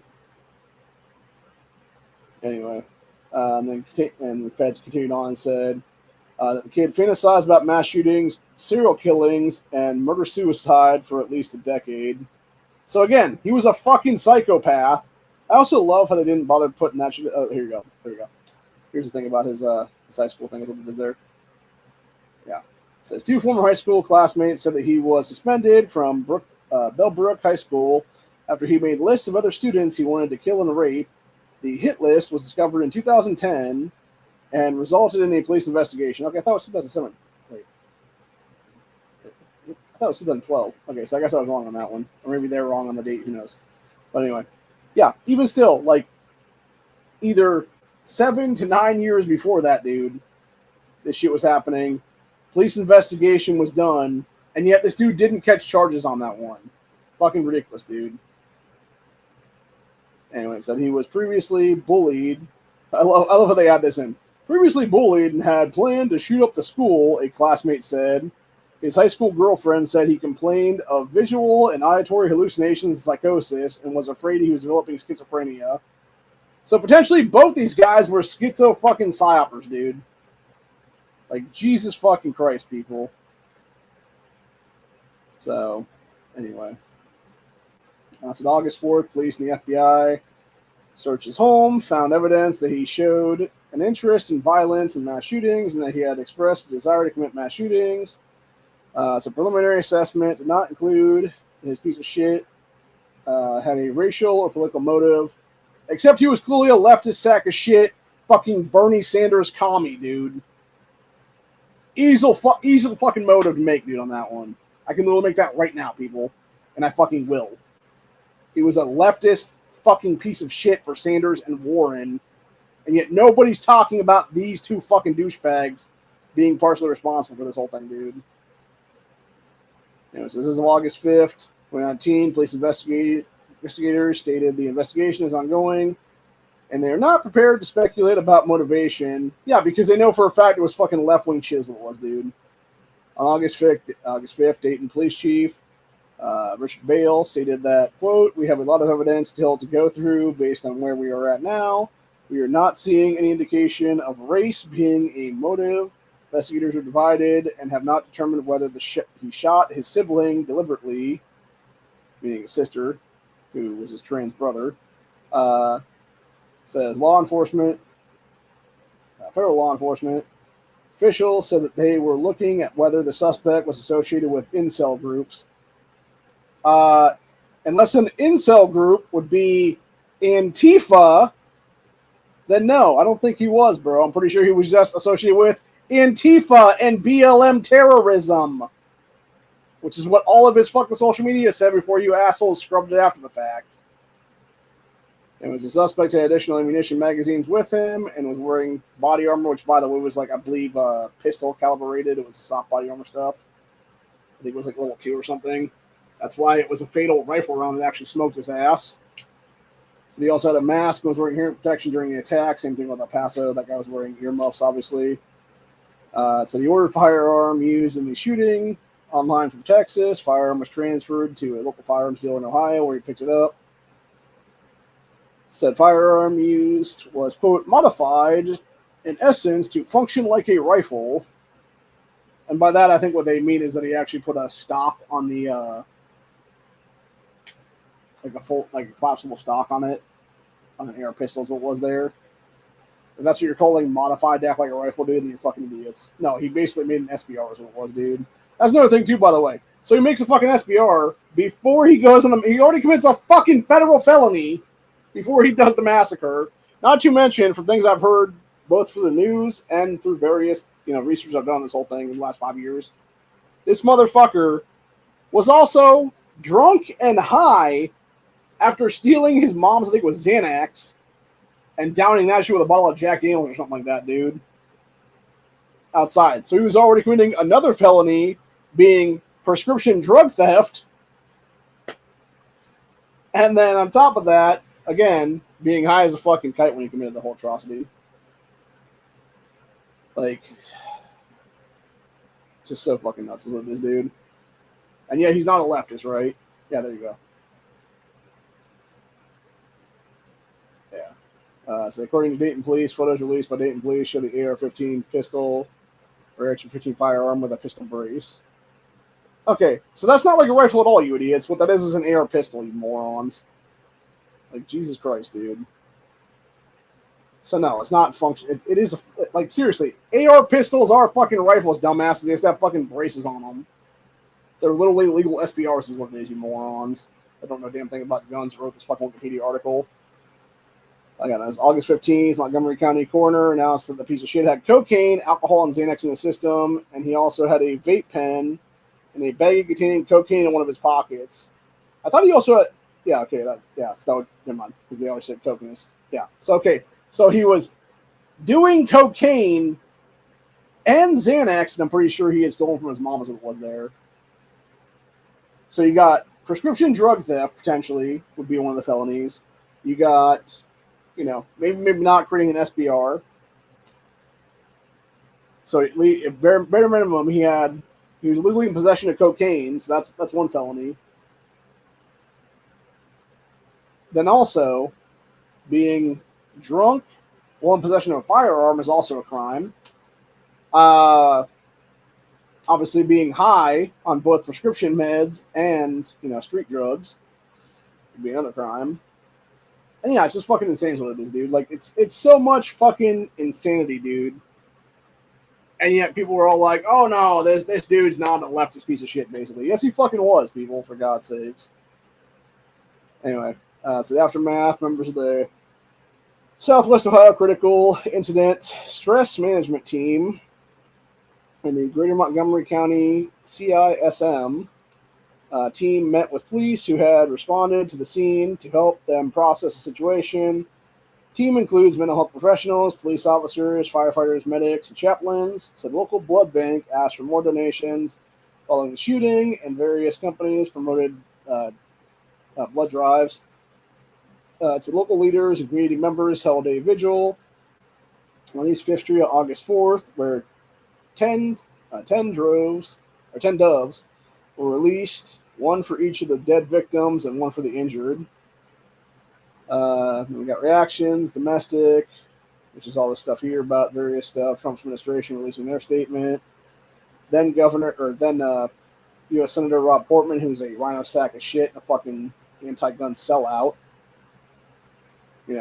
gave his condolences, as did piece of shit then mayor and idiot Nan Whaley. This woman was one of the worst candidates ever for governor, by the way. She is a complete oath-breaking sack of shit. She should really be in prison right now in the state of Ohio for the rest of her damn life for the shit she pulled against gun rights in this state. But yet, instead, she failed to run for governor in 2022 and has not been heard from since then. Then, of course, you got shithead Sherrod Brown, who's up for re-election this year again, said, thoughts and prayers are not enough. We must act, and urged Senate Majority Leader Mitch McConnell to start the United States Senate session on August 5th to vote for gun safety laws. And that, again, that shit right there, dude, is why fucking Sherrod Brown's bitch ass should have immediately been arrested out of fucking office for deprivation of law and been hit with a fucking federal felony version of that fucking charge, dude. Because fuck that piece of shit. Anyway. So the Ohio State Rep member, Candace Keller, who is no longer in power right now, posted an essay on her personal Facebook page blaming the shooting on several factors, including recreational weed and the breakdown of the traditional family. I'm sorry, Candace, but you're wrong about that part of it. And I do with the recreational weed when the kid was high as fuck on Xanax and Coke, bitch. Like, what the fuck are you talking about? Like, no wonder you lost that fucking U.S. Senate race, dude, or the race there in the state Senate there in 2020, lady. Because of stupid shit like that right there is what it is, Candace. By the way, she's trying to run for lieutenant governor in 2022 as well. Actually, whatever her in Ron Hood, who was running for governor at the time. I had no idea about this stupid shit, though, what it is, though, dude. But yeah, that's just dumb, Candace. That's a dumbass thing to say, man, because it's not the case at all then. She might be wrong about, she might be a traditional family thing is what it is there, dude. Oh, yeah, here we go. So due to causes, including transgender rights, so her statement was criticized by Cincinnati Senate council members Chris Seelbach, Butler County Sheriff Richard K. Jones, who, by the way, Richard K. Jones is the guy who warned about terrorism here in Ohio a while ago, and then Ohio Republican Chairwoman Jane Timken, who called for Candace to resign. Yeah, you can fuck off, Jane. You're a bitch. I should be the one resigning everything, bitch. By the way, Jane Timken should also be in Ohio prison in the same cell with Nan Whaley's ass for the shit she's pulled here, including all kinds of fucking criminal stuff. This is following the El Paso shooting, which occurred 13 hours prior. Multiple Democrat 2020 presidential candidates called for political action to eliminate gun violence in the United States, including shithead Cory Booker, she's no longer a U.S. Senator at this point, fuckface Pete Buttplug, idiot Tim Ryan, who, by the way, less than 3 years later, fuckface Tim Ryan literally went on to call for the murder of MAGA supporters and the movement itself, saying they should kill and confront MAGA movement, which then led to a kid, I believe it was in Montana or Wyoming, was one of those places I believe is where it was at, who was 18 years old, a Trump supporter, who was murdered by some leftist nut.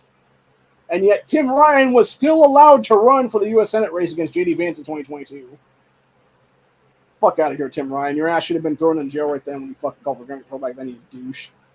Along with your bitch-ass buddy, commie, Bernie Sanders bitch-ass, Elizabeth Warren, who, by the way, both Bernie and Warren were fucking this kid's fan base, dude. And, of course, fuckface Andrew Yang, who I actually got federally swatted over then, 8 days after the fact. And by the way, Andrew Yang, fuck you, cunt. And fuck your fucking fan base, the little fucking cunts in this country, too. Who I guarantee are a lot of illegal aliens legally voting in our fucking elections right now, you douche. Not to mention, going back to Andrew Yang for in here, though. Yang himself, by the way, political people should be in prison right now is what it is, dude. Yang committed voter fraud by literally buying votes in 2019. By using campaign funds to give people some UBI bullshit is what it is there, dude. At least 12 folks got that stuff from his ass. And yet he was not arrested for buying votes at that time. But yet, God forbid I was federally swatted over the whole thing. Fucking ridiculous what it is there, dude. Anyway. By the way, at some point in the future, if I do become governor of the state of Ohio, my name and stuff is actually going to be added into this whole thing over this whole thing, because it would have said on, it would then say, like right here how it says August 7th, it would then say August 12th, 2019, governor, you know, it would be my name after the fact, was federally swatted by the FBI over something he said about then presidential candidate Andrew Yang being a wannabe dictator. Which, by the way, when you look at this shit, dude, when you have literally Cory Booker, Pete Buttigieg, Tim Ryan, Bernie Sanders, Elizabeth Warren, and Yang, all 6 of these assholes calling for gun control, dude. Like, that is some fucking tyrant dictator shit, dude. So I was spot on with that assessment, by the way. So anyway. But yeah, it was on the 7th when Trump visited El Paso and Dayton, spoke to hospitalized victims, etc. there. It's like me and Dave Chappelle hosted a free concert for Dayton 3 weeks after the shooting in honor of the victims and their families. More than 20,000 people were at the event, including performances by artists Stevie Wonder, Jon Stewart, and Chance the Rapper. And then it talked about international stuff, etc. So, yeah. It is what it is, man. But yeah, it's a bunch of shit is what it is, dude. And like I said, it's fucking ridiculous that we have people who are pushing this stuff for their own agendas. You know, Democrats specifically that try to commit gun control here. And that's one thing that does piss me off about this whole thing, too. Because really, when they added all this stuff, here's what it is. Like, you know, all the stuff about, like, Yang, all people calling for that stuff. They should have actually added underneath all this right there then, dude. For the domestic stuff, it should have been every Democrat in the Ohio General Assembly after this attempted to push through gun controls and were rightfully fought back against by every pro-2A person in the state, which included me. That's how I got into the fucking fight in this one, dude. So, anyway, but yeah, I was trying to find the names of the 9. Here's what it is, and let me see if I can't find them right now.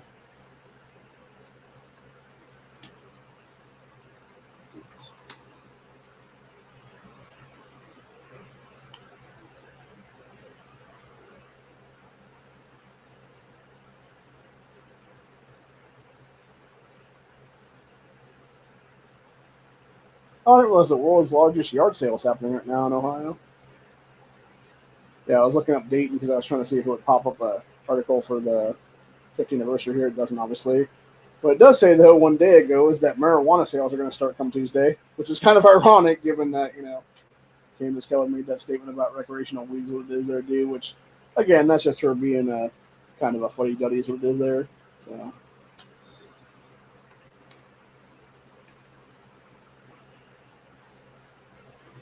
okay.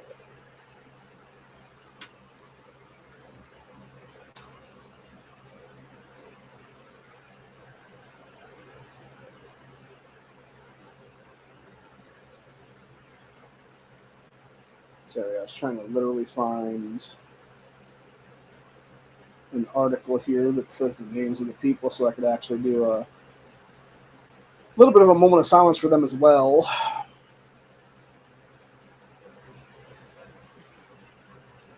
Yeah, it really wasn't El Paso that was hard to find this time. It was Dayton.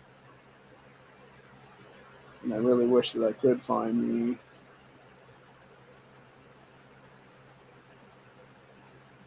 names here. Unfortunately, I can't. What I did find, though,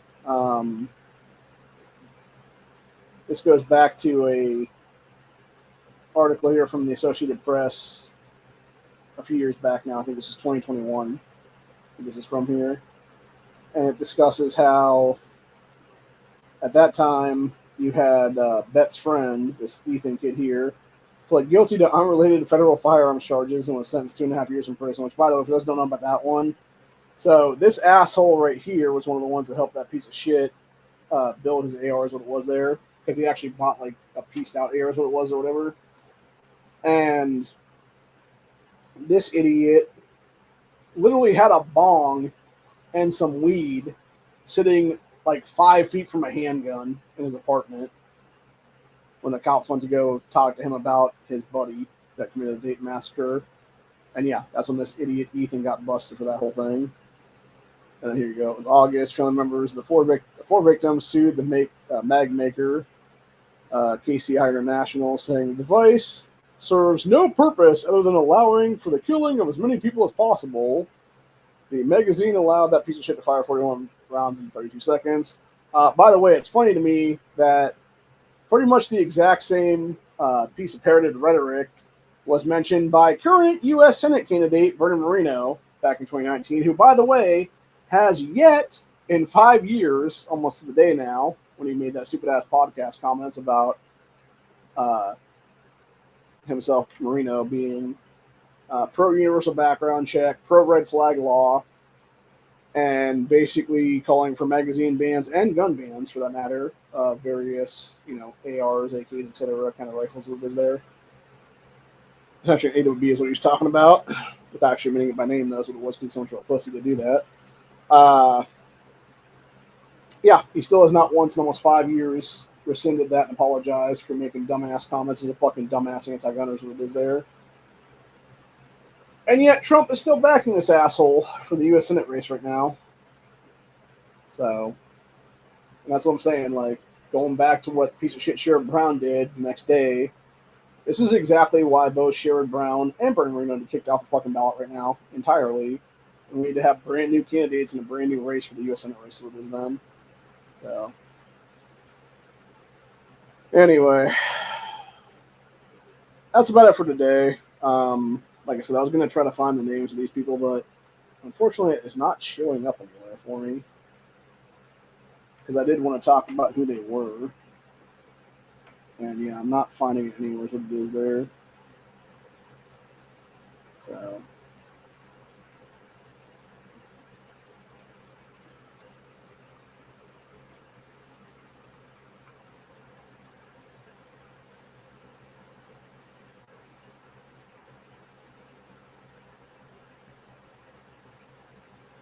Okay, this is a couple days after the fact.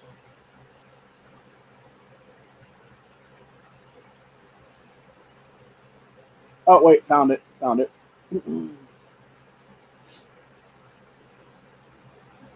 Okay. So, yeah, it's interesting to me, by the way, when they claim that that piece of shit Connor, quote unquote, killed his brother.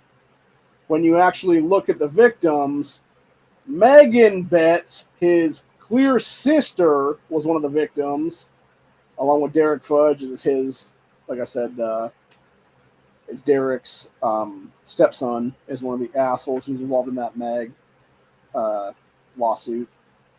And we had Logan Turner, Nicholas Goomer, Thomas McNichols, and then Luis Oglesby, Sahid Sleuth, Beatrice Warren Curtis, and Monica Brickhouse were the other 4 people killed, which unfortunately there's no photos of those 4. I believe it was the bottom 2, Brickhouse and Curtis, were black females. I want to say Sahid was actually, or Saeed. I think that guy was actually maybe Muslim, like Somali Muslim or whatever. And then, Luis would have also been a black female then. So, but yeah. So, dude killed 6 black folks, 2 white dudes, and his white sister. So, who they're claiming is his trans brother. I'm also kind of wondering if one of the guys that was killed there was the guy that Megan was with that night, honestly. Because that would make sense. Like, whether it be one of the 2 white guys or whether it be that Thomas McNichols guy on the bottom there. So, who knows?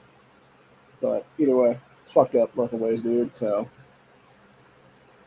but yeah, that's who was lost in Dayton, was those 5, and then the people that don't have photos there, unfortunately. And then the other ones that were lost in El Paso, according to this ABC News article here. They have some of the people's photos here is what it is. Obviously, this kid right here was the 15-year-old that was lost that day in El Paso 5 years ago. And then here's some of the other people that were named at the time. So, yeah, just a sad situation. A bunch of folks just trying to, go to a Walmart, do some shopping, whether it be as U.S. citizens, or whether it be people crossing the border to come over here and shop and get some stuff, and then go back to Mexico. And yeah, unfortunately, every single one of their lives is cut way short because some piece of shit fucking schizo walked into a fucking Walmart and started shooting the place up, dude. So, like I said, the same thing with El Paso, or the same thing with Dayton here. A bunch of people just wanting to go spend the night, have some drinks with friends and stuff like that, and lose their lives then. So, it's just fucked up, man. And what's even more disgusting is it was 3 days after that, was that Wednesday, the 7th, is when Democrats in the state of Ohio all tried to push for universal background checks, red flag laws, magazine bans, assault weapons bans, safe storage laws, etc. Like they went for broke hardcore, dude. And then little factoid on that one, it was because of that I joined a group called Stark Stands United later on then, which was a predecessor to what became Ohioans for Firearms Freedom, which is my original 2A org in 2021 that helped get constitutional carry passed in 2022, which then led to the creation of Ohio Patriots Christian Network, is what it is. So, yeah. It's very ironic that had Democrats not tried to fuck with my gun rights or anyone else's gun rights in this state, that I would not be a pro-2A advocate right now. I would not be a Bill of Rights constitutionalist to this day, is what it is. So, thanks, Democrats, for solidifying my hate for you forever, and for literally making me a 2A champion against your asses now, for the anti-gun, oath-breaking tyrant cunts that you are, is what it is. So, yeah, to the people of the Democrat Party, go fuck yourselves, you scumbag tyrant wannabes. You will never win. You will always lose. You will continue to lose. You've lost so many 2A cases, and you will continue to lose them in the court system everywhere else, for that matter. And it's as simple as that, really.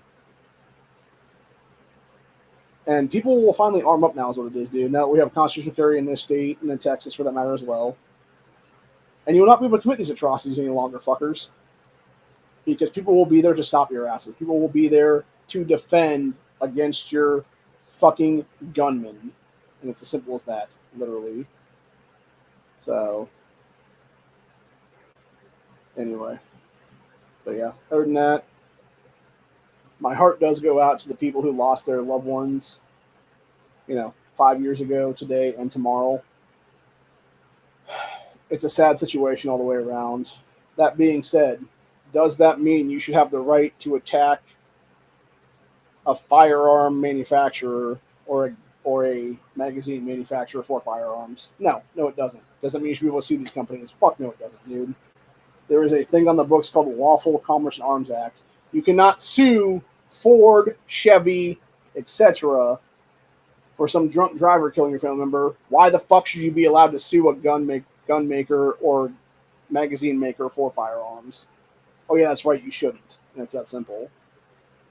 And if you're involved with Michael Bloomberg in any way, shape, or form, fuck you, because you're part of the problem entirely, dude. And if you're the ones trying to push the anti-gun bullshit here for the past 5 years, again, fuck you, because you're the piece of shit assholes working with the Democrat Party, a bunch of tyrant fucking scumbags who have been trying to restrict my rights and everyone else's in the state of Ohio. And you will not win, because people like me will live to fight against your tyrannical bullshit. And it's as simple as that. End of story. Other than that, I will be back at some point in the coming days. I don't know if I'll do anything tomorrow for an anniversary thing for Dayton alone or not. I think we're just going to do the Standard Ground Saturday, and that's it then. For both, because it is so close to both of them taking place. Obviously, the first took place today, and then the other one a few hours after the anniversary. So, you know, it'll be interesting to see if people do a renewed call for gun control again here in the coming weeks or not. Trying to use this anniversary as a scapegoat. And specifically by that, I mean Moms in Action and all these other fucking stupid anti-gunners that don't belong in this state or this country. Because I would not be surprised by it at this point, dude, if they tried to pull some bullshit like that. Because that's what they love to do, man. They're fucking Nazis. They're literally fucking Hitler's brown shirts in 2024 is what it is, dude. And it's very ironic that their fucking buddy, their Antifa simp bitch that committed this fucking atrocity, killing his own sister and 8 other people in the matter. And yet nobody talks about that, dude. About how his sister was actually the one that died that day, who claimed to be transgender is what it is there. So, and if anything, like, you know, it's funny to me too, by the way, they're talking about how there was no motive there. It's like, wouldn't it be a hate, like, how is it not multiple hate crimes at that point, dude? Because the guy, like, literally 2/3 of his victims were black people when he was a white perpetrator. And then at least one of the other 3 was trans. So it's like, how is that not multiple racial / hate crime motivations right there, dude? Like, come on, people.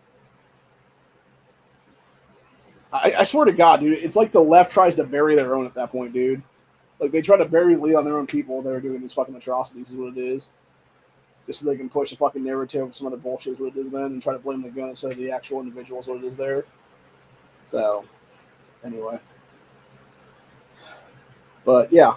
I mean, the guy was obviously a leftist from Bernie Sanders, Elizabeth Warren. That's what you said about the whole thing, man. And, you know, it is what it is. So, anyway. Let's see what's going on X right now.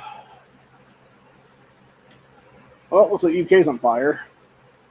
That makes sense, given that you had a bunch of kids stabbed there the other day by some piece of shit. Some people are saying civil war has broken out in England as of 6 hours ago. We got World War III trending right now. We also got the British trending right now pretty heavily. You got whites trending, at least in my feed anyway. Let's see what else is trending here.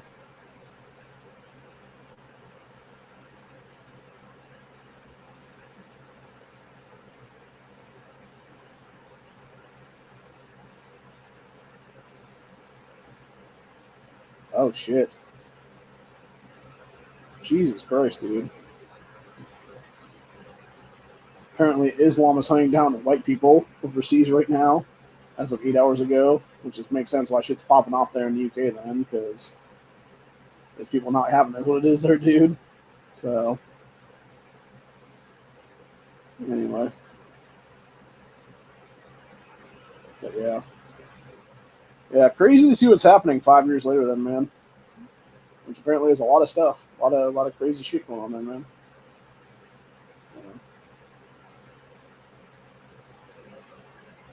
As of 7 hours ago, you have British police going door to door in Sunderland, arresting people they suspect of crimes in connection with the anti-mass immigration protests.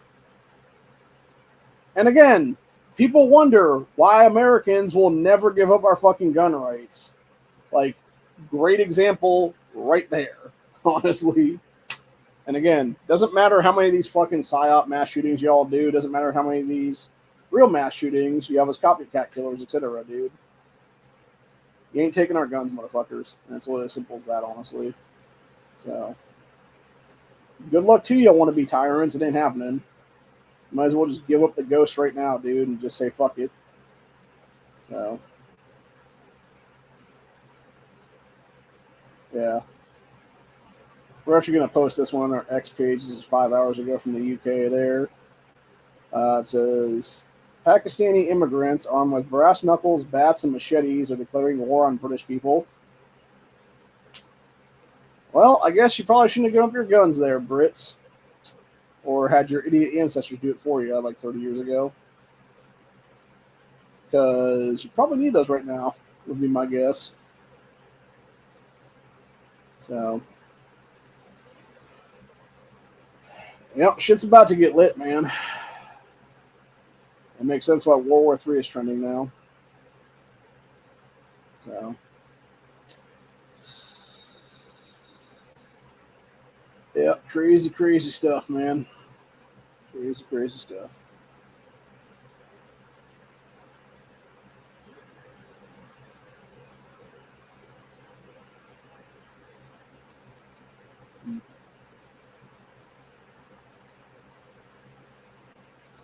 People are trying to act like Kamala being endorsed by every living Democrat president's a good thing.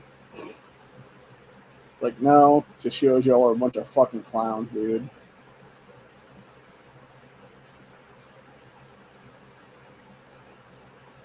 Oh my god, dude. Like, I know we're talking about Dayton and El Paso here, but I gotta talk about this. Is just disgusting, dude. Because this, like, Jimmy Carter is almost 100 years old, dude. He's probably not even talking at this point, people. Come on. And he's sure as shit isn't gonna say, I want to live past 100. I'm only trying to make it to vote for Kamala Harris. Y'all are fucking goddamn Democrat. You fucking people are so disgusting, dude. The fucking Democrat Party is the biggest bunch of sick fucks ever, dude. Like, there is no way that if Jimmy Carter can say like 10 words, he's not talking about fucking voting for Kamala, you idiots. Jesus fucking Christ, man. It's absolutely disgusting as it is, dude.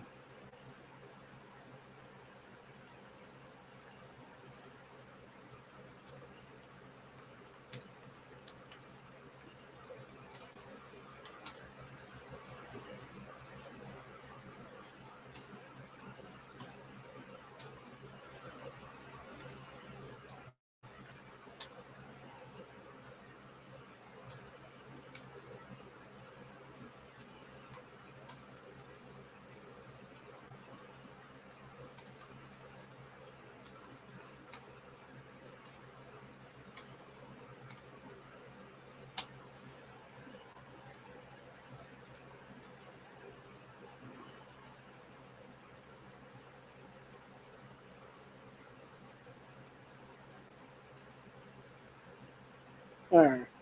But anyway, like I said, though, my heart does go out to those who lost loved ones, you know, like I said, 5 years ago, for these anniversaries. But again, that does not give you the right as an individual to try to take my rights away or anyone else's rights away for that matter. So it's literally as simple as that. And if anything, if you seriously have these kind of issues going on with yourself right now, dude, where you are more focused on stripping people of their rights to keep them bear arms than actually getting psychological help for yourself, it might be time to seriously think about getting a therapist and finally getting over the grief that you've obviously suffered 5 years ago by losing loved ones. And it's as simple as that. Have a good one, y'all. Stay safe, stay vigilant. Always be armed, always be carrying. Because it's happening in England right now, it's happening in the UK right now. It's only a matter of time before it comes to our doors at this point. And it's as simple as that. Peace out, y'all. Later.